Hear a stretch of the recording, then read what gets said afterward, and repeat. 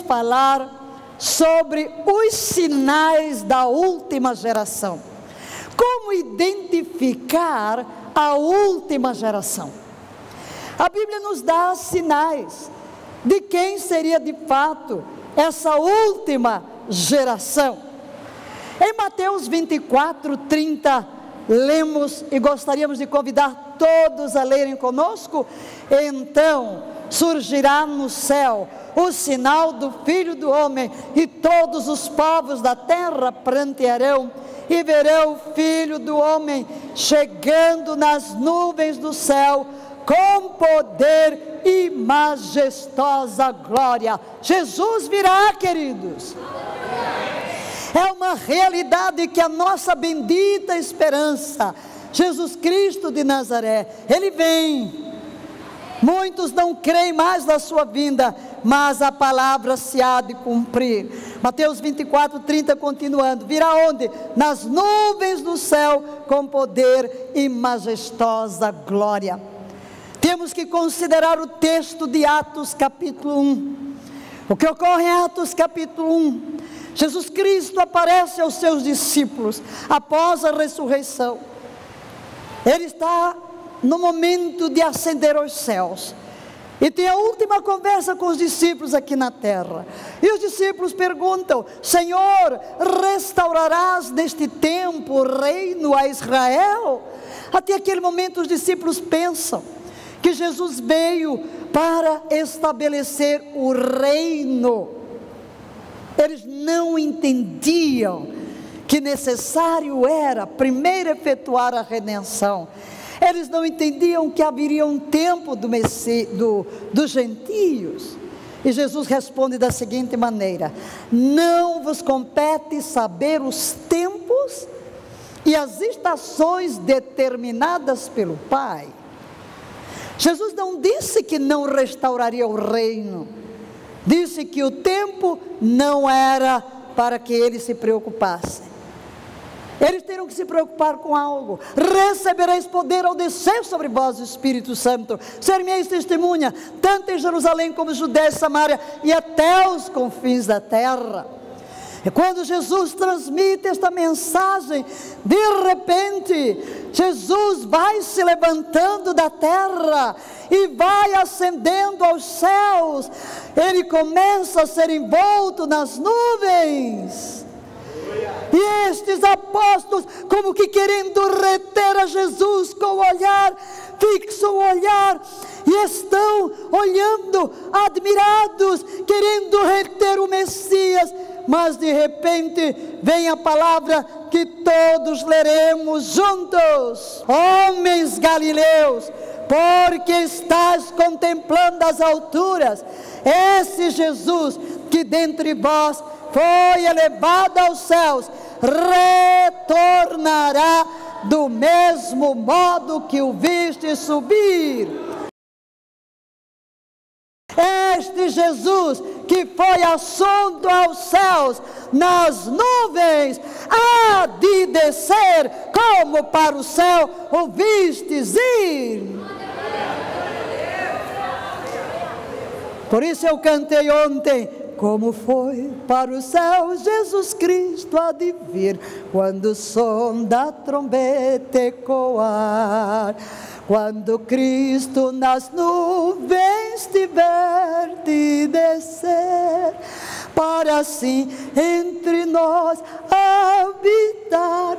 Note isto, querido. Esta é a promessa. Do mesmo modo que Cristo ascendeu aos céus, Ele há de descer. E como é que Ele ascendeu aos céus? 3 coisas. Primeiro, sua subida e o seu retorno será literal. Diga literal, diga literal. Não será uma visão, não é uma imagem, não é um sonho. Literalmente, Jesus Cristo de Nazaré, em corpo glorioso, descerá. Por isso, em segundo lugar, físico, a vinda de Cristo será física. Ele vai pôr os pés no Monte das Oliveiras, ele voltará para a terra do mesmo modo que ele subiu para o céu. É um retorno físico e também é um retorno visível. Visível, diga literal, físico, é visível.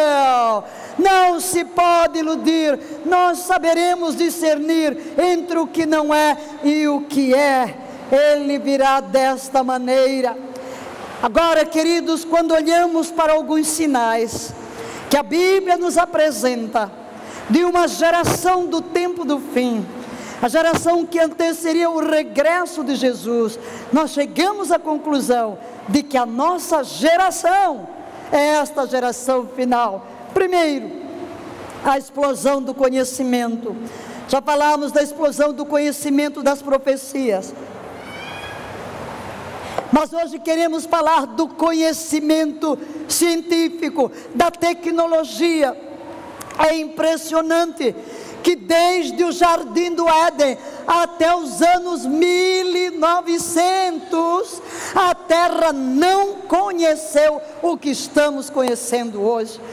Desde o Éden até entrarmos no século 20, a Terra não teve o que nós começamos a ver. Vejamos algumas coisas. Primeiro, o transporte, queridos, desde os tempos remotos até tempos muito próximos, qual era o meio de transporte? Cavalo, carroça, barcos à vela. Mas de repente, o que é que nós vemos? Lá vem o automóvel, o ensaio do automóvel, tudo isto nos últimos 100 anos, e vem o trem-bala, o avião, o transatlântico, o voo supersônico, as naves espaciais. Hoje você pode estar num instantinho no supersônico e chegar ao fim da terra e conversar com sua esposa aqui na terra. É o meio de transporte. Esta é a geração que vê a explosão do conhecimento. A luz, como era a luz? Tochas, velas, fogueiras. Mas de repente, o que é que vai chegando? Vai chegando a lâmpada, vai chegando a eletricidade de todas as formas, até chegar o laser que corta diamante, que penetra o corpo, que faz as mais sofisticadas cirurgias. Tudo isto é dos nossos dias, das últimas gerações, de cerca de um século, ou mesmo uma geração até nós. A comunicação, como é que se comunicava? Põe uma fumacinha lá em cima do monte, uma fogueira, para ir se vendo, ok? Sinos, depois vem o telégrafo, vem o rádio, vem o telefone, vem o fax, vem a internet, vem o Skype. Uau! Não há distância, nem na terra, nem nos céus, nem debaixo da terra, nos mares e nos ares. O homem consegue se comunicar. São os nossos dias, é a explosão do conhecimento. Todo conhecimento, todavia, não melhorou a humanidade. O humanismo secular, que entrou nas escolas nos últimos 40 anos, pregava o quê? Que o mundo educado, que a cultura traria o paraíso. Mas este mundo secular não trouxe o paraíso. Pelo contrário, nós estamos vivendo uma geração insensível. O conhecimento não transforma a natureza.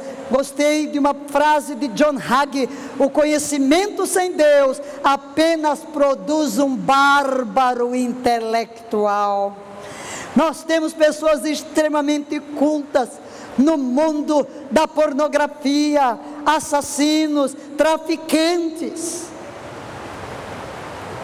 Não, a humanidade não melhorou, porque a única coisa que vai melhorar a humanidade é Jesus Cristo, é a redenção, é a palavra de Deus. Só Ele é que nos pode transformar. O segundo sinal de que esta é a última geração é o nascimento da guerra nuclear. Em Zacarias, capítulo 14, verso 12, esta é a maldição com a qual Yahvé haverá de castigar todas as nações que lutarem contra Jerusalém. Sua carne apodrecerá enquanto estiverem ainda de pé. Seus olhos apodrecerão nas órbitas e também a sua língua em sua boca. Esta é uma referência à batalha do Armagedon. Nossos avós não podiam entender como isso seria possível. Mas hoje nós somos a geração da bomba atômica. Como você pode ver, a bomba atômica desfaz a carne. É algo terrível. Por isso o mundo anda preocupado para que não haja mais bomba atômica. No entanto, sabemos que o planeta tem bombas atômicas para destruí-lo em poucos minutos. Basta um doido disparar alguma coisa e nós temos uma catástrofe nuclear sem precedentes. O terceiro sinal é o renascimento de Israel.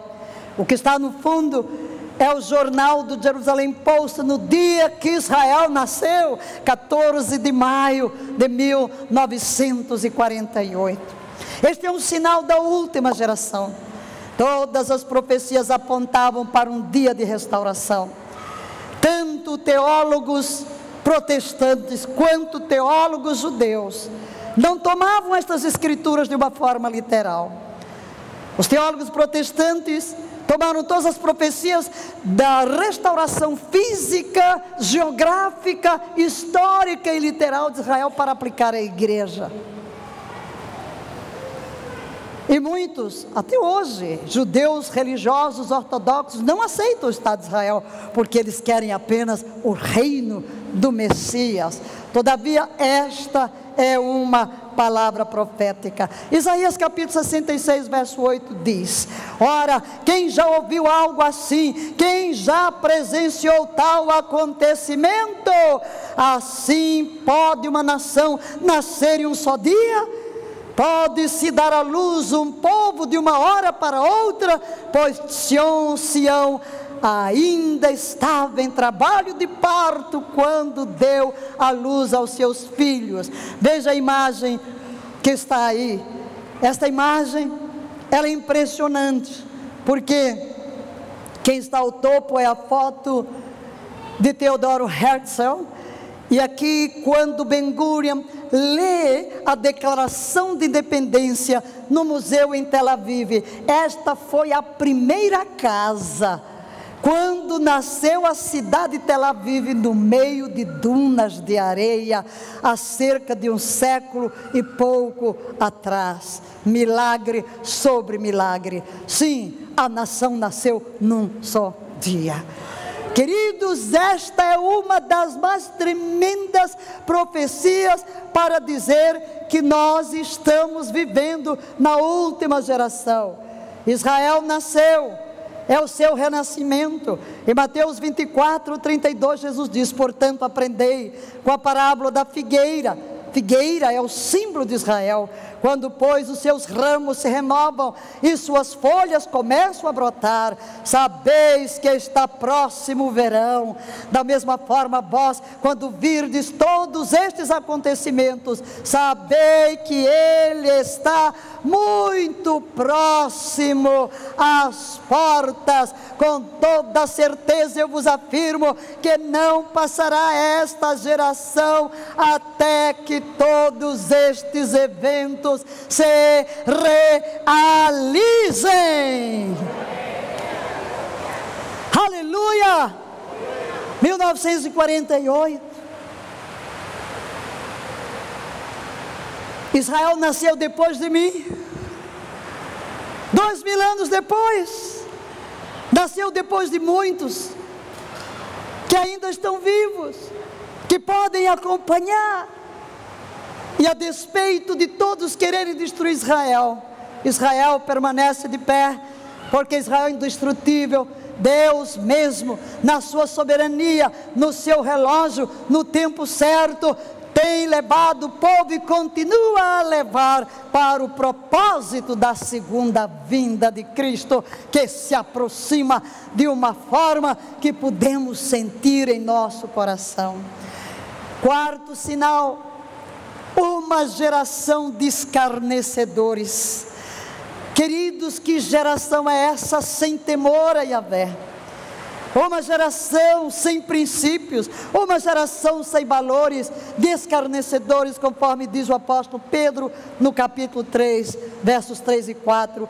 Antes de tudo, considerai atentamente que nos últimos dias surgirão escarnecedores, anunciando suas zombarias, seguindo suas próprias paixões, eles proclamarão. O que aconteceu com a promessa da sua vinda? Ora, desde que os antepassados morreram, tudo continua como desde o princípio da criação. Não creem, a incredulidade campeia, a Bíblia é desprezada, há uma geração totalmente alheia a Deus, que escarnecem da fé, que escarnecem de Deus, que escarnecem das coisas espirituais. Esta é a geração na qual nós nos encontramos hoje. Em quinto lugar, ajuntamento dos judeus russos em Israel. Essa profecia extraordinária. Em Jeremias 3,18, a Bíblia diz: retornarão do norte para a terra que entreguei como herança a vossos pais desde a antiguidade. Quando você traça uma linha de Jerusalém até Moscou, você tem uma linha reta. Interpreta-se, portanto, que as referências à terra do norte é a região da antiga União Soviética. E esta é a promessa de Deus. Isaías diz: direi ao norte, dá. Por uma ordem divina, dá. É no tempo de Gorbachev que então as portas se abrem para que o povo regresse. E no capítulo 16 de Jeremias 14 e 15, contudo, estão chegando os dias, afirma Yahvé, quando já não mais se dirá, juro pelo nome de Yahvé, que libertou os israelitas do Egito, antes dirão, juro pelo nome de Yahvé, que trouxe os israelitas do norte e de todos os países para onde ele os havia expulsado. Eu os conduzirei de volta para a sua terra, terra que dei a seus antepassados. Nós somos a geração que viu essa profecia se cumprir. Nós mesmos, Ministério Palavra da Fé, levantamos muitos milhares de dólares para trazer soviéticos de volta a Israel. Muitas organizações cristãs contribuíram.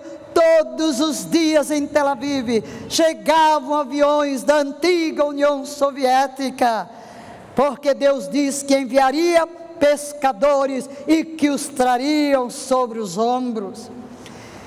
Extraordinário. De todos os lados vieram, de cerca de 80 nações, em 48 começaram a vir os judeus em cumprimento destas profecias. Mas com respeito a esta terra do norte, é interessante, de 1948 a março de 2015, eu dei-me o trabalho de pesquisar e ir somando.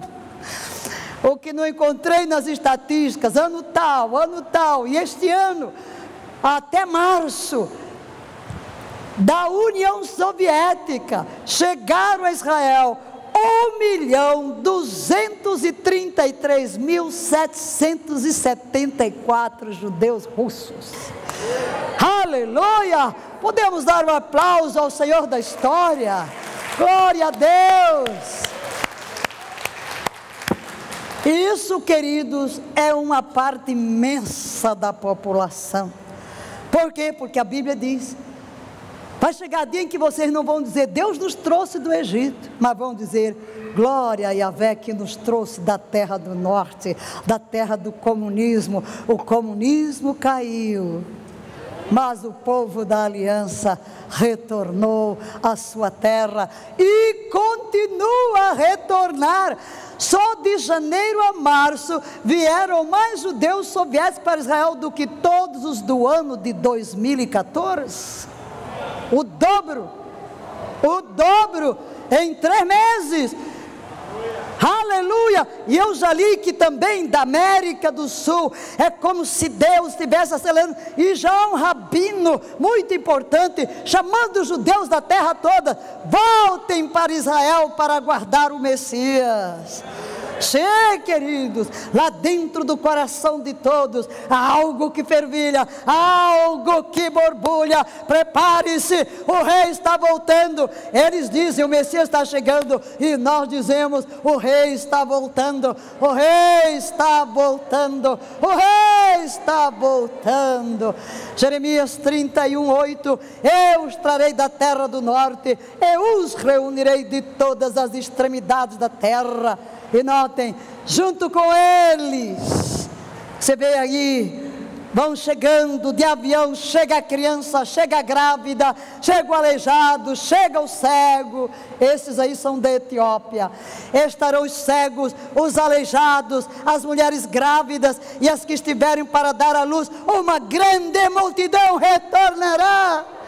Nós vimos isto, nós lemos nos jornais nos últimos anos. Mesmo quando os barcos chegavam, muitas mulheres deram à luz seus filhos. Os remanescentes do holocausto, sem pernas, sem braço, sem olho. Houve uma operação da Etiópia em que nasceu bebê no avião. Já dizia o profeta Jeremias: sim, queridos, nós somos a geração que viu essas promessas se cumprirem. Mas o 6º sinal de que esta é a última geração é Jerusalém reunificada.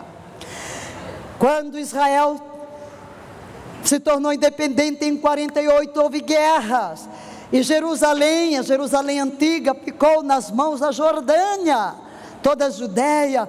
E quando foi em 67, quando os exércitos árabes cercaram Israel, Israel disse para o rei da Jordânia: não entre na guerra.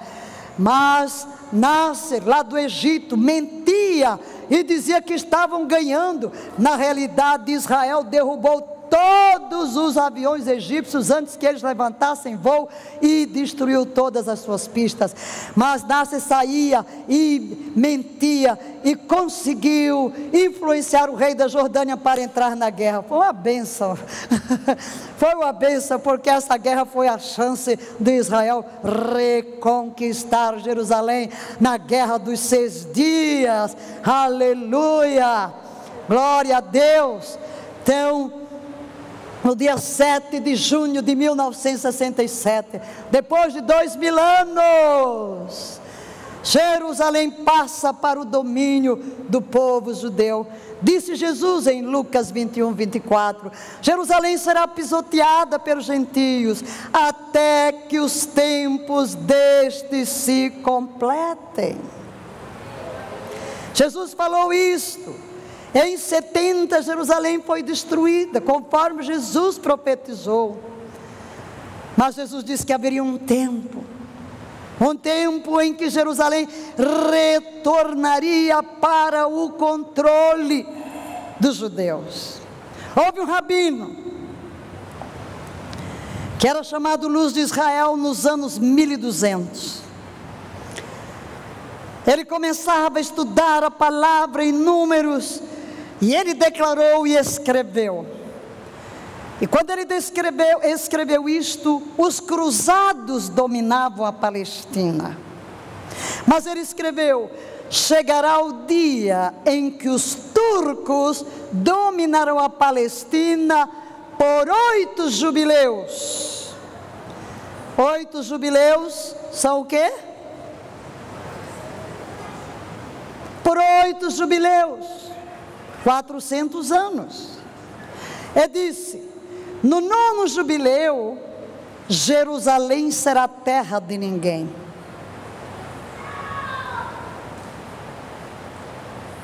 No 9º jubileu, Jerusalém será conquistada.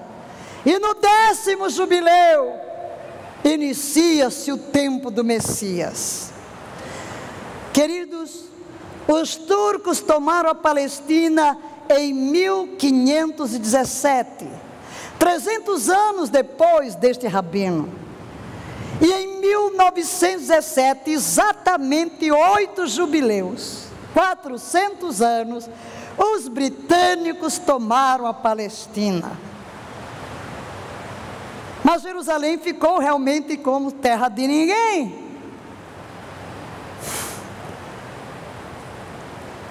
Não teve o domínio das Nações Unidas, nem Grã-Bretanha entregou aos judeus. 67 foi o 9º jubileu. 67 foi o 9º jubileu. Israel retorna para as mãos dos judeus. E o 10º jubileu será em 2017. O 10º jubileu. Até aqui a profecia se cumpriu literalmente. E muitos judeus levam em consideração esta profecia e estão se preparando e chamando o povo que ainda está na diáspora para retornar. E eles cantam esse canto que a gente cantou: Messias, Mashiach, né? Ele virá, está por vir, voltará. A gente diz e voltará, mas eles diziam: ele virá, e ele virá, e ele virá, né? Então Jerusalém, no controle dos judeus, verdadeiramente é um sinal. A imagem que vocês podem ver aí é o Muro das Lamentações. Essa é a multidão. Quando Jerusalém foi conquistada, vieram os judeus do mundo inteiro e de todo Israel correndo para tocar o muro. Depois de 2000 anos, o muro é nosso, o muro é nosso, nós podemos adorar. E eles não deixam esse muro sozinho, nem de dia, nem de noite, nem na neve, nem na tempestade. 24/7, aleluia. Ninguém sai sabendo que não tem outro. Uma vez um guia falou que era uma tempestade, e ela acordou no meio da noite assim: meu Deus, não deve ter ninguém no muro. E ele se levanta e se veste e corre para o muro, e chegou lá, estava lotado de gente, porque todo mundo teve a mesma impressão: ai meu Deus, o muro, ninguém vai ficar lá. E todos correm, porque é o lugar mais sagrado para eles. Glória a Deus.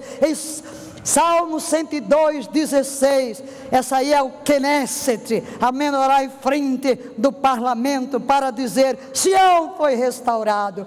Quando Yahvé reconstruir Sião, aparecerá em sua glória.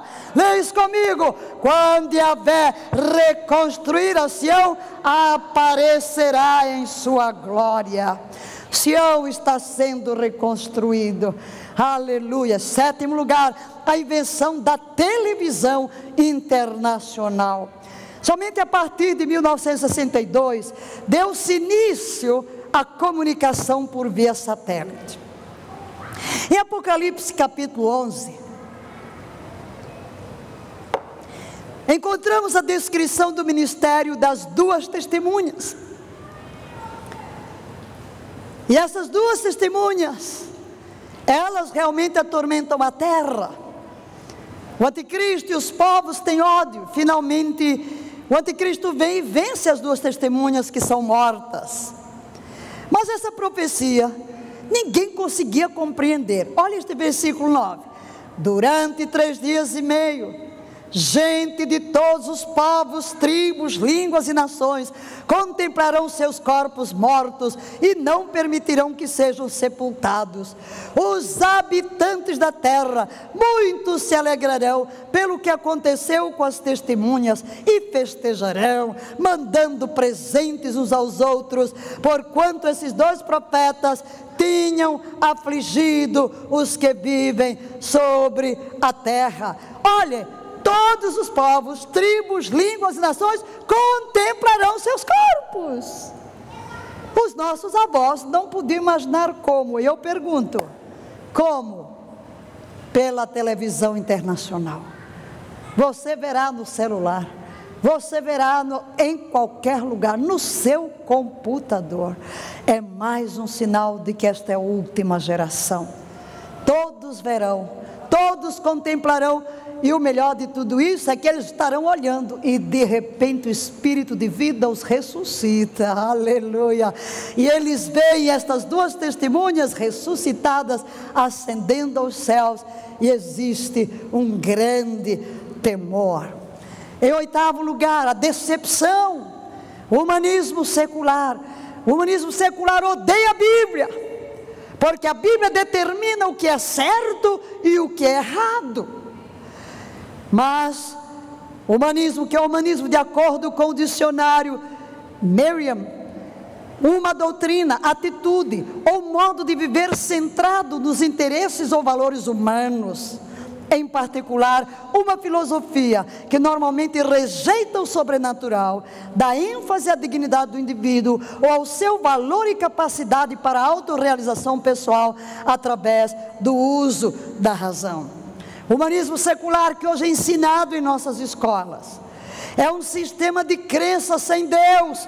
Na realidade é um tipo de religião sem Deus, no qual o homem se coloca no centro da criação, no lugar de Deus. Até mesmo os humanistas admitem isso em seus livros e artigos. Um exemplo é o livro do humanista Charles Francis Potter, que diz: uma nova religião, no qual ele escreve: a educação é o mais poderoso aliado do humanismo.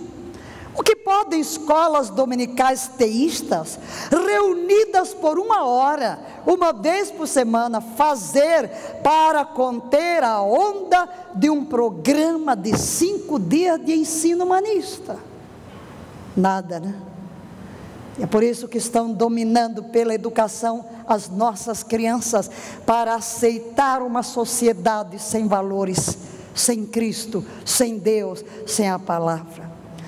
Mas o nono sinal de que esta é a última geração: fomes, pestes, terremotos. Jesus profetizou em Mateus 24: portanto se levantará nação contra nação, reino contra reino, e haverá fomes, pestes, terremotos em vários lugares. Queridos, fomes. Quanta fome! Nós temos aqui 1/3 da população, 13% da população vivendo em fome, em miséria. Terremotos. Você pode ver aí pelo menos 2010, pula de 2009 70 terremotos para 207 em 2010. Não temos aqui os dados últimos, mas você sabe que a toda hora isso está acontecendo. Grandes terremotos na magnitude de 5,9 para frente. Veja que só em 2010 foram 1938. Sempre houve tudo isso, mas o que Jesus está dizendo será magnificado. O número se multiplicará. Mais fome, fome mais extensiva, mais abrangente, maior número de terremotos, maior número de maremotos, maior número de calamidades naturais, de vulcões, pestes. Quantas pestes! Esta é da última: ébola, lá veio a AIDS, SARS, gripe do frango, ébola, e não param de chegar as doenças mais estranhas, mais esquisitas. Quando a medicina vence uma coisa, lá vem outra. Há uma multiplicidade. 10º sinal: os dias de Noé. Em Mateus 24, 37, Jesus diz: como aconteceu nos dias de Noé, assim também se dará por ocasião da chegada do Filho do Homem. O que é isso? Enquanto a igreja está se preparando, o mundo está alheio, comendo, bebendo, prostituindo-se, levando a sua vida longe de Deus. Mas repentinamente o Senhor virá e esta geração será tragada. 11º lugar, a era de Laodiceia.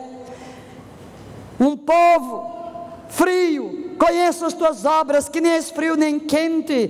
Quem dera fosses frio ou quente. Assim, porque és morno e não és frio nem quente, vomitar-te-ei da minha boca. E chamo a era da Laodiceia a geração indefinida, em que não... Olha, meu Deus do céu, nos anos 80 eu pregava no Brasil que a era da Laodiceia estava vindo para preparar o mundo para o reinado do anticristo, que seria homossexual, porque a profecia de Daniel diz que ele rejeitará o desejo das mulheres. Eu disse: é a geração que não sabe o que é homem, o que é mulher. Nunca imaginei que fôssemos viver este dia de uma discussão, de uma imposição da identidade de gênero, em que há um programa mundial para que desde a criança não se defina se ela é homem ou se ela é mulher. Esta é a era de Laodiceia, de uma geração indefinida. Em 12º lugar, o relativismo moral. Vivemos estes dias. O que é que a palavra diz em 2 Timóteo? Vejam, queridos, parece que Paulo está descrevendo a nossa geração. Sabe, porém, isto, que nos últimos dias sobrevirão tempos trabalhosos, porque haverá homens amantes de si mesmos, avarentos, presunçosos, soberbos, blasfemos, desobedientes a pais e mães, ingratos, profanos, sem afeto natural, irreconciliáveis, caluniadores, incontinentes, cruéis, sem amor para com os bons, traidores, obstinados, orgulhosos, mas amigos dos deleites do que amigos de Deus, tendo aparência de piedade, mas negando a eficácia dela. Destes afasta-se. A sociedade em que cônjuges se assassinam, pais matam filhos, filhos matam pais, não há laços, uma geração brutalizada. E em 13º lugar, poderíamos multiplicar outros sinais, mas com este pararemos. O testemunho mundial. Mateus 24, 14, Jesus diz: este evangelho do reino será pregado em todo o mundo habitado, como testemunho a todas as nações, e então chegará o fim. Queridos, quando nós olhamos para a explosão populacional, é impressionante como Deus conteve. Eu diria, há mais pessoas que nasceram na terra vivas do que pessoas que nasceram desde o Éden até nossos dias e morreram. Deus preparou a grande colheita para o tempo do fim. 6 bilhões de criaturas. 6 bilhões de criaturas. Como cumprir esta palavra de Jesus? Aqui está a internet. Aqui estão os satélites. Assim como em um momento podemos ver tudo o que ocorre em toda a terra, também toda a terra pode ouvir, todas as nações podem ouvir. Nós podemos falar com o mundo inteiro pela internet. Há umas 2 horas atrás estava meu pastor de Angola chamando-me pelo WhatsApp. Semana passada tive reunião pelo WhatsApp porque o Skype estava fora do ar. Sim, qualquer um no mundo inteiro entra num computador e pode ler uma mensagem na sua própria língua. E a palavra de Jesus é o que? Ela está clara como testemunho. Nós chegamos à geração em que toda a terra não tem como não ouvir um testemunho acerca de Jesus Cristo. Por todos estes sinais e muito mais, que não vamos mencionar, é suficiente. Queremos dizer, nós vivemos a última geração. Qual é a nossa conclusão?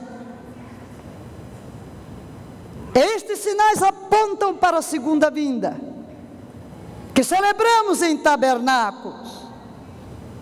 Mas se estes sinais já estão apontando para a proximidade da segunda vinda, nós podemos concluir: o arrebatamento da igreja é iminente. Diga isso comigo: o arrebatamento da igreja é iminente. Isso quer dizer, não precisa acontecer nenhum sinal. A Bíblia não fala de nenhum sinal para o arrebatamento, queridos, apenas para a segunda vinda. E se o cenário da segunda vinda está aí exposto diante dos nossos olhos, nós temos que levantar as nossas cabeças, porque a nossa redenção se aproxima. Prepara-te, igreja, prepara-te, igreja, prepara-te, igreja. O rei está voltando, o rei está voltando para buscar a sua noiva. Concluímos trazendo alguns pensamentos ontem abordados. Paulo fala do arrebatamento como um mistério. É uma verdade que não foi revelada até a sua divulgação pelos apóstolos.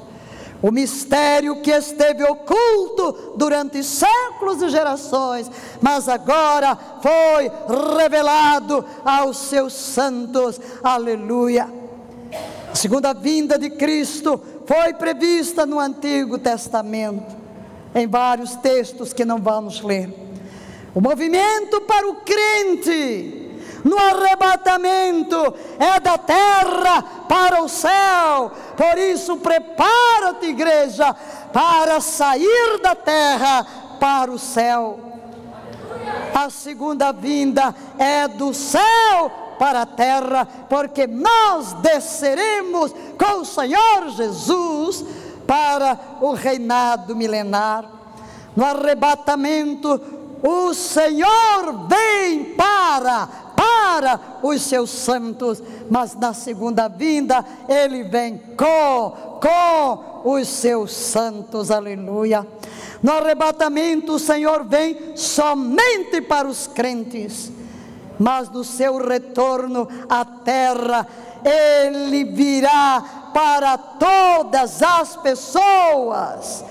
O arrebatamento é um evento de trasladação, é um evento de ressurreição, onde o Senhor leva os crentes para a casa do Pai, para as bodas do Cordeiro, enquanto na segunda vinda os crentes retornam do céu para a terra, a fim de reinar com Ele. Portanto, de pé, vamos proclamar a palavra de Apocalipse, dizendo: o Espírito e a noiva proclamam: vem!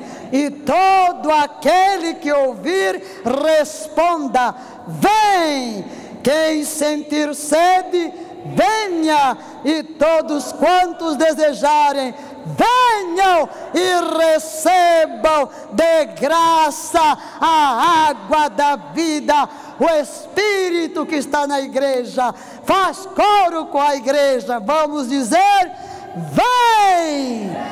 Vamos, igreja, vem! O Espírito e a noiva dizem: vem! O Espírito e a noiva dizem: vem! O Espírito e a noiva dizem: vem! Vamos dizer 7 vezes: Maranata, Maranata, Maranata, Maranata, Maranata, Maranata, Maranata, Maranata. Ora vem, Senhor Jesus! Oh, aleluia! Conosco, além do Brasil, as nossas INSEGECs estão linkados: Japão, Reino Unido, Portugal, Estados Unidos, Angola, Alemanha, Austrália, Hong Kong, Argentina, Canadá, Colômbia, Espanha, Emirados Árabes, Turquia, Moçambique, Vietnã, Suíça, Marrocos, Taiwan. O mundo se reúne. Você que me ouve pela internet, em outras partes do Brasil, Deus tem um plano para esta nação brasileira. Esta igreja está destinada ao avivamento. Eu sempre digo, darei tudo de mim, para que naquele dia, quando na segunda vinda, Jesus fizer a chamada das nações ovelhas, nós possamos ouvir da boca de Jesus: Brasil! E nós responderemos com nosso gozo, com a nossa alegria, com a nossa exuberância. Sim, meus compatriotas, em todos os países, todo o Brasil, Deus nos levantou em nossa geração para fazer diferença, para ser luz. Esta nação está destinada a enviar missionários. Terminamos o sinal desta noite falando que o Evangelho do Reino será pregado. E olha, eu aqui em Brasília pregando para tantos países. Esta é a geração do fim, não é? Aqui estamos, e estamos linkados pela internet. Quando se imaginou isso? Quando eu fui para a África, meu Deus, eu fui para a África em 71, não existia internet, nada disso, era aquela máquina de escrever, sabe, aquela dura, tum, tum, tum, nem a elétrica existia. Aqui era aquela carta que levava um século para chegar ao Brasil, não? Que tempo difícil, que tempo difícil. Mas hoje, glória a Deus. Então, queridos, em nome de Jesus, eu clamo a ti, igreja, noiva amada, lança fora as marcas do mundo, as marcas do pecado, todo tipo de cadeia, no nome e na autoridade de Jesus Cristo de Nazaré, ó Cristo ressurreto, sejam quebradas as tuas cadeias, Pai, no nome de Jesus. Vem agora, pelo poder explosivo do teu Espírito, levantar a tua igreja, levantar a tua noiva, ó tu Espírito da graça, exerce o teu poderoso influenciador, manifestação do teu Espírito, este ímã poderoso da tua presença, penetre agora cada coração, cada ser seja atraído no mais profundo da sua alma, para te amar, para te desejar, para abominar o pecado. Restaura o temor de haver em nosso coração.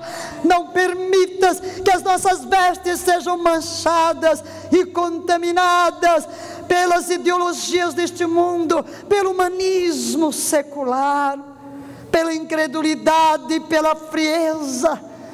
Mas vem lavar-nos, vem purificar-nos, vem santificar-nos, ó Espírito, tu que foste enviado pelo noivo, para formar em nós o seu caráter, para nos aperfeiçoar, a fim de nos apresentar como a noiva, sem mancha, sem ruga, sem defeito algum, santa, irrepreensível, dominada por um amor profundo. Encontra o teu lugar em nós, encontra o teu lugar em nós, assume o teu controle, assume o teu lugar de Senhor absoluto das nossas vidas. Levante as suas mãos, receba a bênção. Que o Deus de paz vos santifique em tudo, Que vosso espírito, alma e corpo sejam conservados íntegros e irrepreensíveis no dia da vinda do nosso Senhor Jesus Cristo. Amém e amém.